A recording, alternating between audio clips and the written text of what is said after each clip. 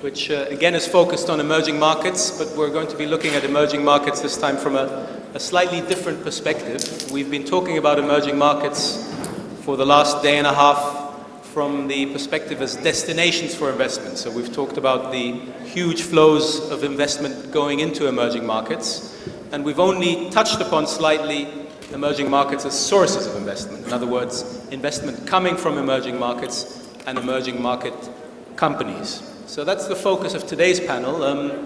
Briefly, an introduction to the panel and the topic of the panel. When I started working in foreign direct investment 18 years ago, there were really no emerging market investors. At least I didn't come across them. The companies that we worked with on investment projects were from the United States, they were from Western Europe. The first time I came across an emerging market investor was 10 years ago. We were approached and hired by a company from Malaysia that wanted to set up a cocoa processing facility in Europe to supply European chocolate manufacturers. So it was very much a raw material driven type project, and that was the first time that I came across this reality of emerging market investors. Things changed very quickly after that. There was the wave of Indian investment. We had the Indian BPO companies who very quickly started to grow a global footprint. You had Indian multinationals such as Tata or Mahindra acquiring well-known companies overseas. More recently, we've had Chinese companies, both state-owned and privately owned, setting up operations throughout the world. We have the multilatinas from Latin America who are growing their footprint. So emerging market investment is very much a reality of the world we operate in today. And this has prompted governments and investment promotion agencies to change their approach. No longer is it enough to have representatives or offices in the US or Western Europe. Investment promotion agencies have had to develop strategies for attracting investment from China, for attracting investment from Russia, from India, from the Middle East. So that is the topic of today's discussion, how to approach emerging market investment. Very fortunate to have a fantastic panel of individuals from both the public and the private sector side to address these topics. I'd like to start with introducing a couple of panelists who are not in your programs, but who have agreed at very short notice to join us today. 2 seats, or 3 seats to my right, in other words, to your left, I'd like to introduce His Excellency Marwan Al-Sarkal, who is the Chief Executive Officer of Shuruk. Now, Shuruk is the Economic Development Agency and Industrial Development Agency for Sharjah. Sharjah, for those of you who are from the area, you will be familiar with it. For those of you who are not, it's one of the Arab Emirates. Companies from Europe and the US tend to associate the UAE with Dubai, possibly Abu Dhabi, and are not familiar with Sharjah as one of the Emirates that is making a big impact. So thank you very much for joining us. To my immediate right, we have Yasser Hatami, who is the founder and CEO of Dubai Talent, or GulfTalent.com, excuse me. Gulf Talent is an online recruitment platform that is present in 10 countries in the region, but that has also set up its first and so far only European presence in London. And Yasser will be talking to us about that investment. To Yasser's right, we have Marek Kapucha, who is the vice chairman of Grupa Azoty. Grupa Azoty is, for me, a perfect example of an emerging market investor that is really what most of us here are looking for. It's, I think, Poland's largest, or one of Poland's largest chemical companies. It's the second largest fertilizer company in Europe, and it's a company that's growing by leaps and bounds and also establishing a very strong footprint outside of its native country in Poland. Further on to my right, Ian Gomez. Ian is the head of advisory for KPMG in the Lower Gulf, but Ian looks back on a long and very varied career at KPMG. I've had the fortune of working with him at KPMG. Ian was, for a long period of time, the CEO of KPMG in India. He also started and for many years ran KPMG's emerging markets practice. And I can't think of anybody who has more contacts and more experience with emerging market investors than Ian. So Ian, thank you for joining us. Ian's just come back from a trip to Brazil, so he's joined us despite the jet lag. I appreciate it. To Ian's right, we have Carlos Sanchez Pavon. Carlos is the head of investment attraction for ProMexico in Europe. ProMexico is the investment promotion and export promotion arm of the Mexican government. Very interesting to have you here because ProMexico both promotes Mexico as a place to invest, but also helps Mexican companies expand overseas. And to start things off today, we have a keynote speaker. We've got Carolina Arriagada, who's the head of, let me see if I can get all the regions right, Europe, Middle East, Africa, and Latin America for London and Partners. London and Partners is the economic development and investment promotion agency for the City of London, or the metropolitan area of London in the UK. Carolina has had a lot of experience working with companies from emerging markets and is going to provide us a framework for approaching investment attraction from those markets based on her experience. Carolina, if you'd like to come up to the podium.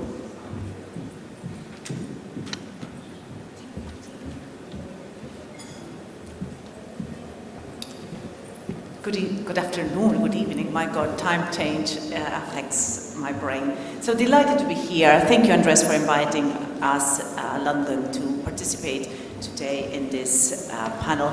What I would like to do is give you some numbers and share how we see it from a London perspective, what is happening in the emerging market, what is happening in London, and how both worlds combine. London and Partners is the promotional agency, as said. I will skip this bit, but certainly share a little bit about the objectives, because I think in that sense we are pretty unique in this industry. Our objective is to attract more people and more businesses, and we also have a very strong emphasis on reputation, because we believe that reputation will bring more people and more business in the future. We also recognize that London and Partners is a startup. We were created only 3 years ago after a merger. And as a startup, we need to validate our work and hopefully be recognized as an important player in the industry. So having said that, I would like to start giving you a few numbers. Let me start with the number 7. Seven are types of clients are the ones we work with. We don't segregate the world in emerging or established market. We separate them, or we classify them based on what they seek. And we see that clients are looking to enter markets. So market seekers is category number 1. But we also recognize that others that go for hub seekers, golf and talent would be a good example of that.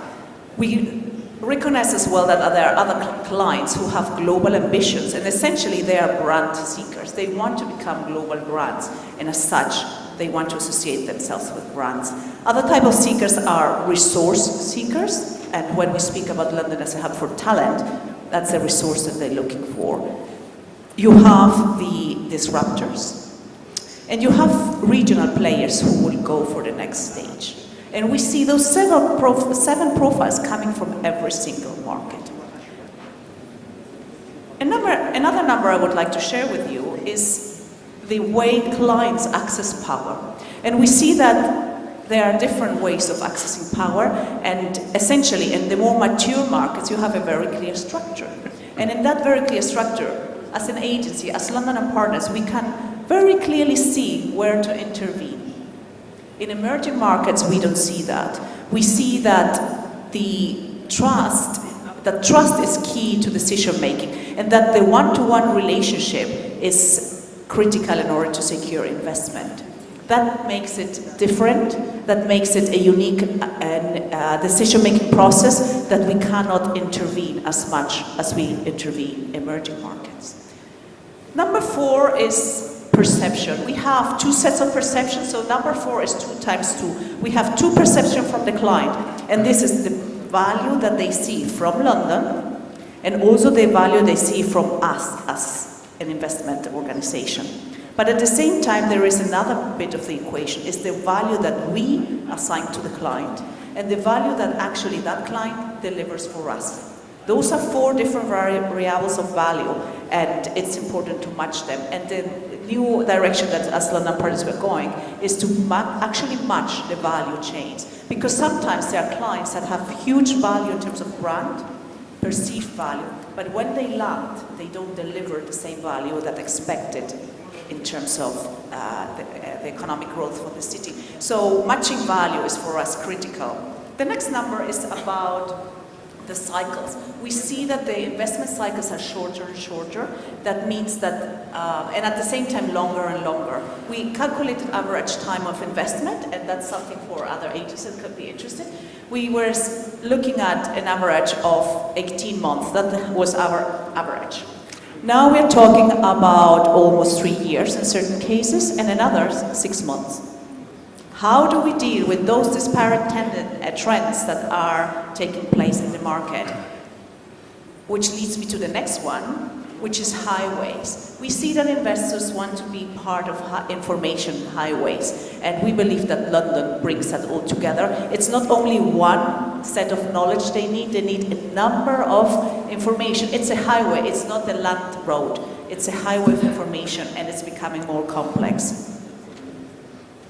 We see that there is an important tension in terms of targets, because as agencies we have targets to deliver upon, we need to deliver numbers, and those numbers may not be produced in the cycles that we spoke just between. Because if you have 6 months on one side and almost 3 years on the other side, how do you deliver on the targets that you need to deliver in order to pay back the money you receive or please your masters? That's quite a tension, and in London we see that quite a lot.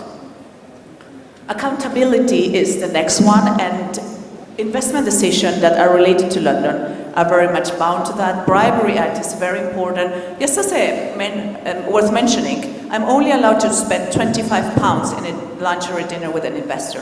What do I do when they invited me here and treat me really, really generously, and I can only speak to them or invite them to what would be near us or Pret Manger? Accountability is defining the way we do business. Therefore, it is difficult for us sometimes to engage with emerging markets because of the accountability. The mayor and the deputy mayors are asked to explain the money we spend promoting London, and that actually reduces the number of activities we can do in a very significant way. I'm very curious to hear what my colleagues have to say there. Next number is about the months of gathering information, and we used to see that in general, this was a number that ICI mentioned in one of the first panels on Monday. A client would seek information for 6 months. Now they do the same in 6 weeks. How are we as an industry prepared to deal with those 6 months or weeks?